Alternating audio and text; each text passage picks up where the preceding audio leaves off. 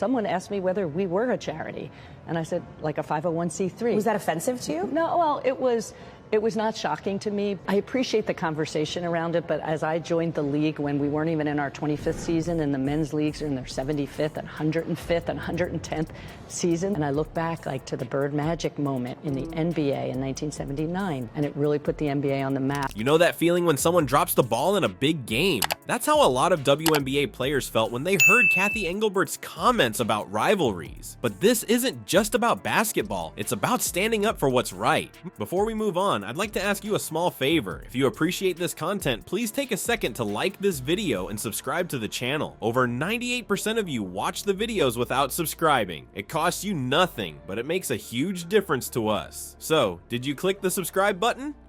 Great, thank you so much. Now, back to the video. What's wild, you know?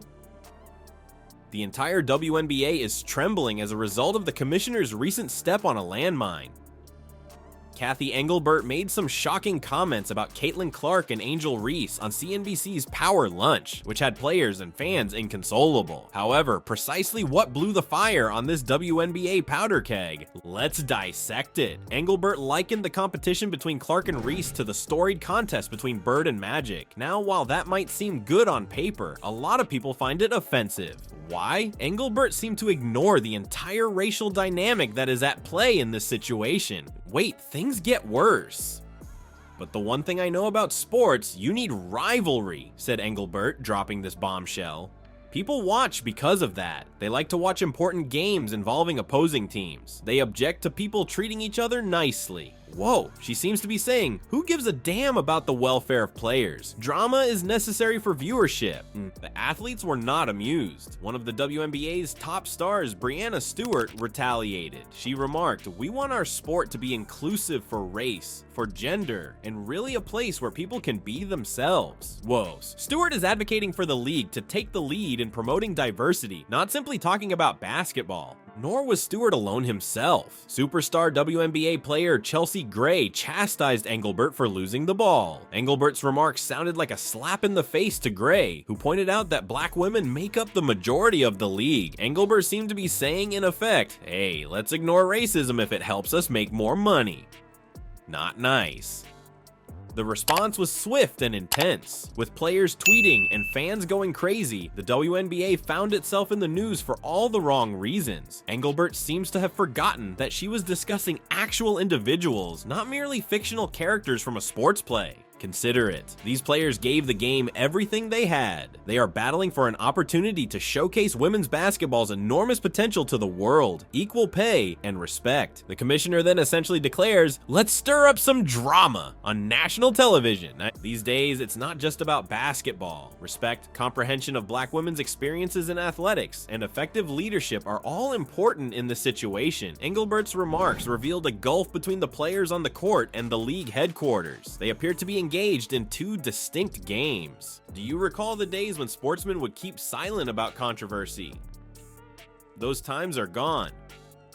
Something unprecedented happened to the WNBA recently, and it has everyone talking. Not only are the players speaking up, but they're collaborating in a level that has never been seen before. It's not as simple as one or two stars causing a stir. Without sugarcoating it, the entire WNBA Players Association is speaking out. Their statement, which has captured the attention of many, reads, "There is absolutely no place in sport or in life for the vile hate, racist language, homophobic comments, and the misogynistic attacks our players are facing on social media." That is a line in the sand, not just a phrase. However, it goes beyond the union. Players are coming forward on their own and aren't holding back. Veteran of the league, Alicia Clark directly criticized Engelbert. She stated, "I think there was an opportunity for her to really be able to take hold of what's been going on and let people know that regardless of the amount of dollars that are coming in, racism and misogyny and homophobia, they have no place in our league."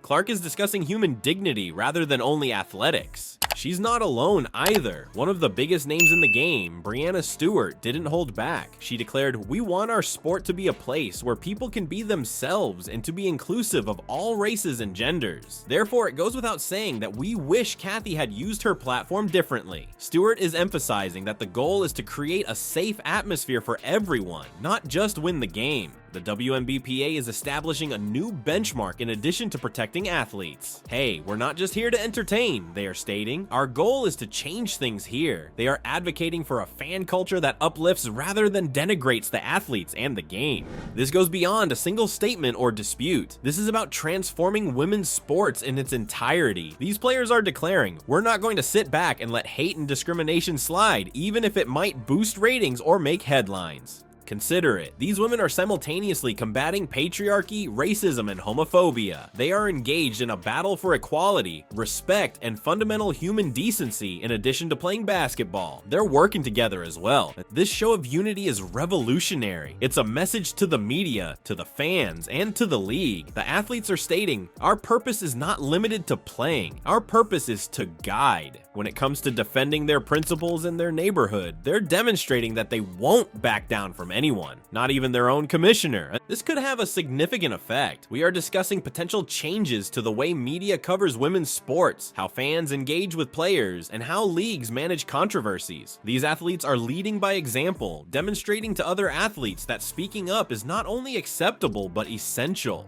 What's wild, you know? In actuality, this entire debacle unlocked a can of worms that no one anticipated. What was the outcome of Engelbert's attempt to tidy up her social media mess? Everyone is debating what the WNBA should truly stand for as a result of the controversy it started, from fans to players. Now let's discuss Engelbert's attempt to douse the fire that she had lit. Speaking on social media, she declared, "To be clear, there is absolutely no place for hate or racism of any kind in the WNBA or anywhere else." It sounds good, doesn't it? The problem is that for many it was too little, too late.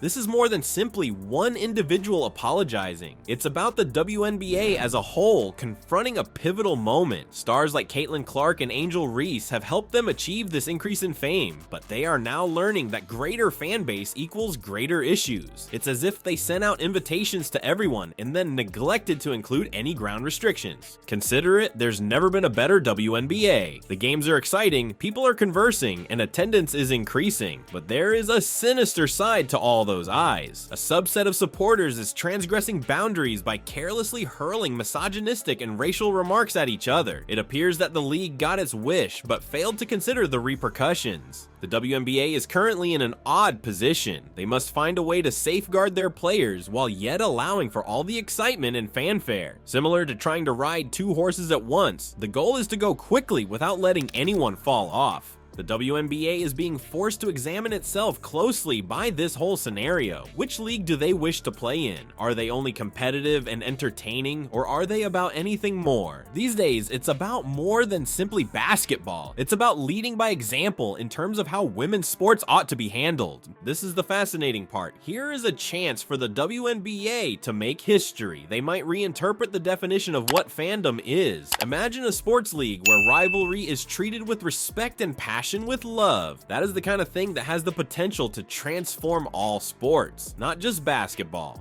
However, it won't be simple. The WNBA must find a way to maintain the thrill without being toxic. Fans must be shown that supporting your team does not have to mean detesting other people, like teaching someone how to watch sports in a completely different way. Furthermore, what do you know? Leading the charge are the players. These days, they are leaders, advocates, and role models in addition to being athletes. They are demonstrating that it is possible to be kind off the court and competitive on it. It's as like they're rewriting the rules of what it means to be a professional athlete. The WNBA may have benefited greatly from this debate more than anything else. It's making everyone consider what matters most, including the players, the league, and the fans. Is it only about winning and losing, or is it also about building a supportive community for all? It is possible for the WNBA to become more than just a sports league. They might be trailblazers, demonstrating to the rest of the globe how to create an inclusive, courteous, and enthusiastic fan culture. If they succeed, they might potentially become a model for all other sports.